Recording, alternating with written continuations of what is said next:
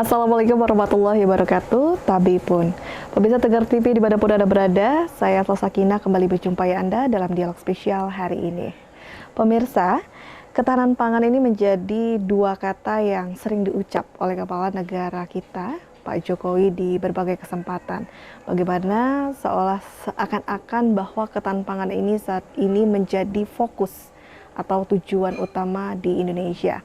Dan hari ini kita akan berbincang mengenai seputar pangan bersama Komisi 3 DPRD Kabupaten Lampung Tengah dari fraksi PKB, Kiai Haji Slamet Anwar. Assalamualaikum. Waalaikumsalam warahmatullahi wabarakatuh. Selamat. Bagaimana kabarnya, Pak? Alhamdulillah sehat. Luar biasa bersemangat ya, Pak ya? Ya, walaupun hari-hari ini Sedang apa ini, Pak? Gundah. apa? Kampanye, sedang masa kampanye. Pileg ini semakin dekat, terus Semakin waktu dekat, terus iya. berjalan, kurang 20 hari ini kita tentunya menggunakan ritme 20 hari ini juga ya, sekencang-kencang Sekencang-kencang mungkin. bertemu dengan konstituen. Oke, ini artinya lagi sedang antusiasnya atau ada semakin mendekati hari 14 Februari semakin khawatir kalau dari Pak Slamet? Ya, kalau khawatir enggak. Tidak ada khawatir ya Pak ya? Kita kan hidup di bekali ilmu ya kan, dasar, baik ilmu agama, ilmu dunia, keimanan, keyakinan, ideologi, ya tentunya kita juga udah hidup ini sudah ada garis tangan kalau Sudah ada garis tangan. Baik, dan yang paling terpenting adalah kita memang benar-benar membawa gagasan untuk mengatasi permasalahan ya untuk masyarakat. Baik, saat ini kan kita tahu memang isu mengenai darurat pangan, ketahanan pangan ini sedang menjadi hangat diperbincangkan baik di kalangan pemerintah dan masyarakat. Tapi saya ingin tahu kalau dari Pak Slamet sendiri sebenarnya mendefinisikan ketahanan pangan itu sendiri apa? Kalau dari kacamata Pak Slamet? Kalau menurut saya ketahanan pangan ini merupakan satu satu kebutuhan pokok. Karena kalau pangan ini tidak kuat, ini justru akan berdampak banyak sekali. Baik. Sosialnya ya, banyak kriminal, banyak simpan pinjam, rentenir, bermunculan. Itu kan karena ketahanan pangan yang kurang. Bagaimana ciri suatu daerah bisa dikatakan ketahanan pangannya sudah baik? Dengan kondisi seperti apa? Apakah di Lampung Tengah sudah termasuk bisa dikatakan ketahanan pangannya sudah baik? Kalau menurut Pak Slamet? Ciri-ciri ketahanan pangan di pasar ini daya beli masyarakat ini ada. Ada. Ya kan? Kalau pasar itu sepi, semuanya ngeluh, nggak ada tuker barang uang dengan barang hasil bumi sepi, nah berarti lagi ada masalah. Lagi ada masalah. Ketahanan pangan. Oke. Dan itu biasanya berdampak sosial, pasti kemana-mana keamanan, dampaknya ke sana. Itu aja sih. Dan sejauh ini di Lampung Tengah aman-aman aja ya Pak ya? Ya mungkin di Lampung Tengah juga nggak menyeluruh ya. Mungkin ada tempat-tempat yang memang hari ini seperti di Lampung Tengah ini kan persawahan. Kalau di daerah kita hari ini kayaknya karena ada iklim yang berubah ya kan. Kemudian musim hujan mundur. Ini kan petani atau secara otomatis juga lambung pangannya agak kegeser. Nah ini juga anak iklim alam aja ya kan. Alam. Iya. Oke. Dengan kondisi cuaca yang saat ini ya Pak ya. Oke. Tidak bersahabat tentunya. Dan kalau kita berbicara mengenai ketahanan pangan, sebenarnya kunci keberhasilan di mana sih Pak? Apakah ada di tingkatan paling bawah, yaitu petani? Ya tentunya kita ini kan sudah ada yang mananya ada pemerintah yang memberikan pelayanan terhadap masyarakat. Tentunya edukasinya ya masyarakat dulu. Malah justru ke masyarakat dahulu. Iya. Dinas pertanian, ada penyuluhan. Oh ini iklim mundur, nah, mungkin ada instruksi tahan dulu beras, ya kan? Masyarakat jangan pemborosan, jangan jual beras sembarangan. Atau mungkin ada subsidi, bantuan langsung tunai, beras-beras bulog umpamanya. Ini juga bagian dari edukasinya untuk menjaga ketahanan pangan. Karena sekarang ini masyarakat juga sudah berat membeli beras. Sekarang harganya sudah Iya. 14.000. Mm-mm. Kita mau jual juga udah nggak ada. Ya kan? Penghasilan lagi minim sekarang. Sedang Musim hujan baru datang. baik. Artinya saat ini kondisi atau situasi petani saat ini sedang sengsara sekali malah di awal tahun ini. Seperti Iya. itu ya. Di tahun Secara pertama tidak ini langsung. kayaknya lagi kerasa benar, ya kan. Lagi beras sudah mulai stok ini sudah mulai habis. Beras juga harganya tinggi, sementara masyarakat nggak ada yang dijual. Ya Petani.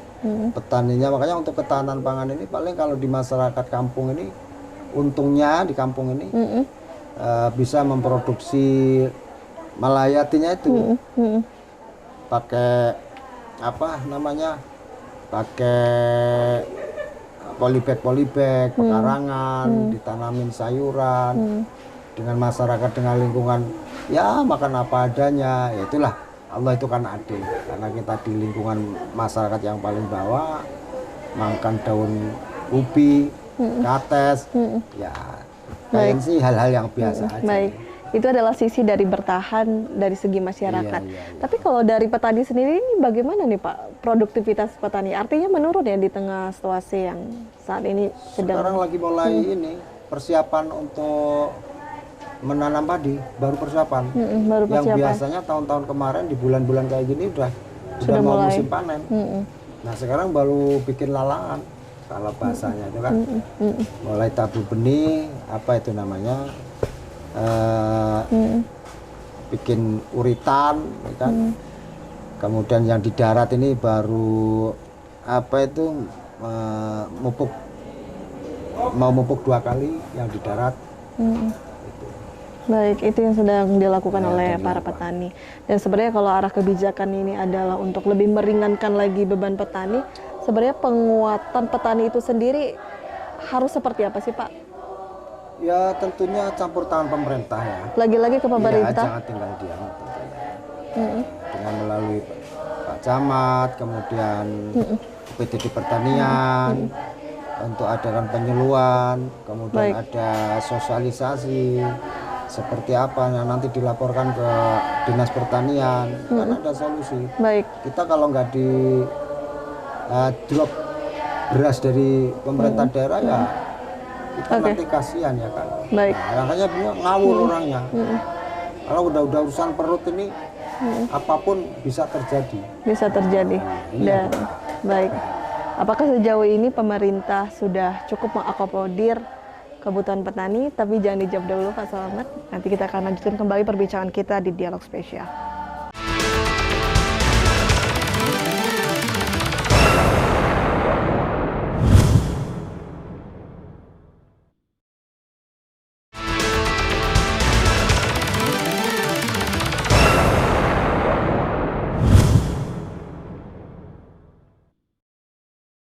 Terima kasih pemirsa Anda kembali menyaksikan dialog spesial dan kita masih berbincang bersama Pak Slamet Anwar.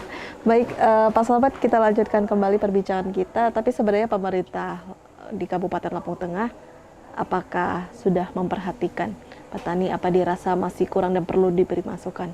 Ya pemerintah Lampung Tengah sudah berbuat semaksimal mungkin kan, dengan anggaran yang digelontorkan di pertanian tentunya, dengan ratusan juta, kemudian bantuan langsung tunai juga Sudah. banyak yang diperbantukan. Ya mungkin untuk saran saya ya mungkin untuk bulan-bulan ini bagaimana memberikan masukan beras dari luar Lampung Tengah untuk ke masyarakat yang paling bawah. Ada pasar-pasar murah umpamanya. Ya. Nah, ini kan sedang diperarah juga nih Pak dengan kondisi kebijakan pengurangan pupuk subsidi. Dan salah satunya Kabupaten Lampung Tengah juga mengalami penurunan nih pupuk subsidi. Ini menjadi masalah baru atau sudah mendengar nih Pak suara-suara dari para petani mengeluh akan hal ini? Kalau masalah Pupuk subsidi. pupuk subsidi ini udah inilah ya, udah memang kasus nasional ya. Tidak hanya di Lampung Tengah. Nah, di Lampung. Makanya saya nggak tahu ini pupuk subsidi ini kemana. Akan ya kan? kemana? Kalau semakin kesini ini semakin susah, semakin sulit. Semakin dikurangi Ya, terus jatahnya. sementara ketahanan pangan ini kan yang paling berperan ini kan sebagai urat otot ketahanan pangan kan petani. Tapi sementara ini petani ini kalau nggak pupuk subsidi mahalnya 3 kali lipat harganya. Baik. Makanya sekali lagi saya melalui talkshow ini tolonglah pemerintah yang domainnya ke sana ini petani ini betul-betul diperhatikan. Gitu. Karena kalau petani ini sudah istilahnya mengeluh, mengerang ini bisa para ilmuwan ini kalau petani udah males ini ya ini akan ambruk ekonomi. Baik. Kita. Udah nggak ada semangat kerja ngapain. Karena pupuk subsidi ini menjadi salah satu penentu nasib petani. Jadi sudah harus diperhatikan. Harus diperhatikan, harus diprioritaskan bagaimana petani-petani ini mendapat pupuk dengan mudah. Baik. Itu aja. Karena sekarang kalau mau ke pupuk organik juga belum ada yang pupuk organik ini secara spesifik ini petani ini lebih percaya. Udah kadung lama pakai pupuk kimia ya kan? Iya. Sehingga sebenarnya udah ada ininya perdanya. Perdanya sudah ada. Udah pupuk organik itu sudah dilindungi. Tapi kan yang memproduksi pupuk organik yang memang berkualitas, masyarakat sendiri ini masih pilah-pilih. Nah, ini juga kendala ya kan, petani. Pilih-pilih ini mengapa Pak Slamet? Apakah karena memang tidak sesuai hasil panennya berbeda dengan atau seperti apa kondisinya sehingga masyarakat cenderung tidak mau nih, khususnya petani tidak menggunakan pupuk organik? Ya. Padahal sudah ada perdanya. Menurut saya ya karena hasilnya kurang maksimal dengan pupuk yang dicoba ya kan, karena udah kadung percaya dengan kimia ya kan. Iya. Ini kalau nggak yang kimia ini nggak mau. Saya juga sana ini, saya kan termasuk ini pemakai langsung. Pemakai langsung. Ya saya campur. Nah, kalau memang subsidi ini kurang ya kita jadi pupuk yang organik gitu. Tapi ya sekali lagi, memang belum ada yang memang cesplong itu. Jadi terus eksperimen terus ganti pupuk organik satu yang ini. Sekarang pupuk organik juga terlalu banyak. Terlalu banyak. Oke. Dan kalau dari teman-teman dari DPRD ini sudah memperjuangkan tentunya di sini ya Pak? Ya teman-teman dari DPR kan kita sudah buat perdanya. Sudah ada perdanya. Tinggal nunggu nanti ada pihak ketiga yang memberikan rencana kan kalau memang mampu pemerintah daerah mau bikin pupuk organik sebagai penanggulangan pupuk subsidi ya kan, pupuk kimia. Ya mungkin karena kebentur modal sampai sekarang kan belum ada juga pabrik pupuk organik yang dilakukan. Tapi masih ada wacana sih. Sudah seperti pengolahan sampah ya kan, mau jadikan pupuk. Sementara ini yang sudah ya kotor-kotoran sapi itu dari para fermentasi. Itu yang sekarang banyak itu yang dipakai sama dari kotoran ayam dicampur dengan bekas gilingan itu. Satu kantongnya tuh 17.000 apa berapa. Baik, artinya sebenarnya sudah ada alternatifnya ya, sudah ada alternatif dan teman-teman dari DPR juga sudah berjuang, sudah membuat perdanya. Ini tinggal eksekusinya. Tinggal eksekusinya. Baik, dan semua membutuhkan proses. Di awal tahun 2024 ini, insya Allah nanti akan ini ya Pak ya, bisa menyelesaikan satu masalah ini. Kemudian di sisi lain ini kan ada masalah juga, ini nasional juga, semua mengalami bahwa saat ini dikatakan Indonesia darurat pangan ini Pak Slamet, bahwa ini kan suatu yang ironis, kita sebagai negara agraris yang bertopang pada sektor pertanian tapi malah mengandalkan impor. Kalau tanggapan Pak Slamet gimana nih? Indonesia lagi meningkat nih impornya. Ya karena gini ya, ini menurut penelitian analisis saya ya, nggak usah saya ngukur dengan domain kampung saja. Iya. Di kampung saya ini 99% petani. Ya. sementara anak-anak muda ini sudah nggak pada mau bertani, ini juga masalah. Tidak mau bertani. Tidak mau bertani, dia maunya ke mana? Apa itu ke bahasa urbanisasi, ke kota semua, kerja di kota yang duitnya cash. Nah sekarang ini dengan anak-anaknya nggak mau tani, sehingga lahan-lahan ini semua dipekerjakan, semuanya pakai duit. Yang dulunya ini masyarakat ini gotong royongnya kuat, sekarang semuanya pakai duit. Nah ini juga jadi masalah, kan? Jadi pertanian ini ternyata kurang diminati oleh orang-orang kampung, oleh anak-anak orang kampung. Makanya perlu ada satu pendidikan yang menekan dari dinas pertanian itu, sekolah-sekolah pertanian. Kan sekarang sekolah pertanian pada tutup juga. Ini juga masalah lah, kita ini kan Indonesia ini kan agraris kan, pertanian. Tapi bisa dihitung semuanya sekarang ini di Lampung Tengah ini sekolah pertanian bisa dihitung. Kayaknya malah nggak ada, tinggal 1, 2 apa berapa.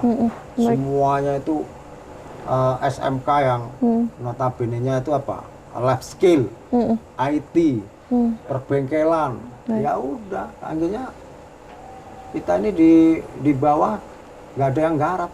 Tanah-tanah sekarang nggak pakai ilmu garapnya. Jadi hasilnya nggak maksimal. Gitu. Dan hal tersebut menjadi salah satu faktor mengapa angka impor ini semakin besar ya. Semakin besar, karena ini semakin tahun semakin berkurang hasilnya. Berkurang. Baik, nanti kita lanjutkan kembali Pak Slamet, dan untuk pemirsa jangan kemana-mana, tetap di Dialog Spesial.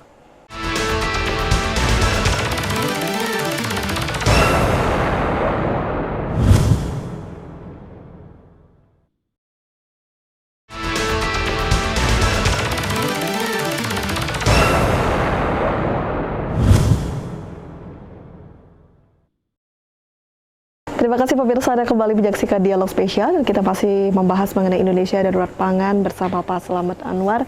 Baik, artinya bagaimana ini Pak Slamet dengan kondisi yang sekarang anak-anak muda apatis dengan profesi menjadi petani ini, menganggap sebelah mata. Jadi kita harus melakukan apa nih untuk meminimalisir agar tidak terus-menerus nih impor kita ke luar negeri? Jadi ketahanan pangan itu kan menurut saya bagaimana kebutuhan rumah tangga ini terpenuhi. Itu pengertian yang sederhana ya. Maka sekarang ini tentunya dari pemerintah di Dinas Pertanian itu adanya program-program bagaimana lingkungan ini menghidup ada kalau dulu zaman Soeharto namanya lingkungan hidup. Ya ada edukasi, kasih bibit sayuran, kayak cabai yang kebutuhan setiap harinya yang dibutuhkan oleh masyarakat. Ya kan? Persoalan yang terkait dengan pertanian, ya ini yang lulusan Dinas Pertanian di samping ada sekolah-sekolahan pertanian, ya insinyur-insinyurnya memang harus turun ke bawah. Harus turun. Ini musim ini baik nggak untuk nanam? Nah, kayak kemarin, nah kayak ini nggak tahu nih. Belum ada sampai hari ini belum ada nih instruksi suruh nabur bibit. Belum. Nah, tapi karena masyarakat itu kan edukasinya sendiri-sendiri kan. Makanya ada yang nanam di darat, nunggu air. Sementara kita belum ada tahu ini air ini mau ngalir pada tanggal berapa ya kan. Artinya ini ilmunya ilmu kira-kira kita ini. Ya kalau ilmu kira-kira kayak gini, gimana nggak hancur masyarakat? Nggak ada yang memberikan edukasi gitu. Baik. Ya tanggung jawab pemerintah dong. Tanggung jawab pemerintah. Kembali lagi, tanggung jawab pemerintah sesuai kerja dengan tupoksinya. Ya genjot habis dari dinas. Kalau ini di sini rata-rata petani ya itu dinas pertaniannya. Kalau kita tambah gelontoran anggaran kita tambah, kan? Perbaikan irigasi sudah mulai, ada yang dari pusat, ada dari provinsi, sudah program Jokowi. Dan yang terpenting juga teman-teman DPR juga harus tidak berhenti ya menyuarakan keluhan-keluhan aspirasi masyarakat agar bisa selesai ini semua. Kemudian, tapi kalau saat ini kan juga sedang rame-rame nih berbincang mengenai food estate lumbung pangan. Ini bisa menjadi salah satu solusi juga tidak Pak di tengah darurat pangan ini? Efektif Ya, tidak apa lumbung tadi? pangan? Food Yang estate? Hmm? STD yang kayak di Kalimantan itu kan? Ya bisa saja, asal dengan catatan sesuai dengan struktur tanahnya ya kan. Kalau isu nasional itu kan di Kalimantan itu katanya itu proyek besar, nebang hutan, tanemin ubi. Singkong. Saya nggak mau kepanjangan omongan saya karena saya nggak nyampe ke sana ya. Tapi alangkah baiknya kalau memang bisa dilakukan di wilayah Sumatera ini, di Lampung ini kan banyak juga tanah-tanah yang sudah bisa diukur apa cocok apa enggak. Nah, ya itu yang kadang-kadang terobosannya menurut saya kok kurang tepat. Kurang tepat. Iya. Kalau di sini memang cocok ubi umpamanya, ya sudah dari pemerintah ini impor bibitnya atau kan mungkin juga dari luar. Jadi jangan hanya sekedar kebutuhan beras saja, bibit padi aja, bibit singkong dari luar negeri coba sekali-kali difasilitasi oleh pemerintah. Kan belum ada. Kita ini nyari sendiri bibit singkong ini. Padahal singkong kita ini lumbung singkong banyak pabrik yang bisa mengolah, bikin jadi aci dan lain sebagainya. Nah, itu.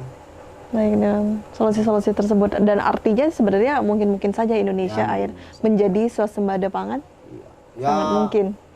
Dulu kan kita sudah pernah bahkan di titik itu. Swasembada pangan zaman Soeharto kan.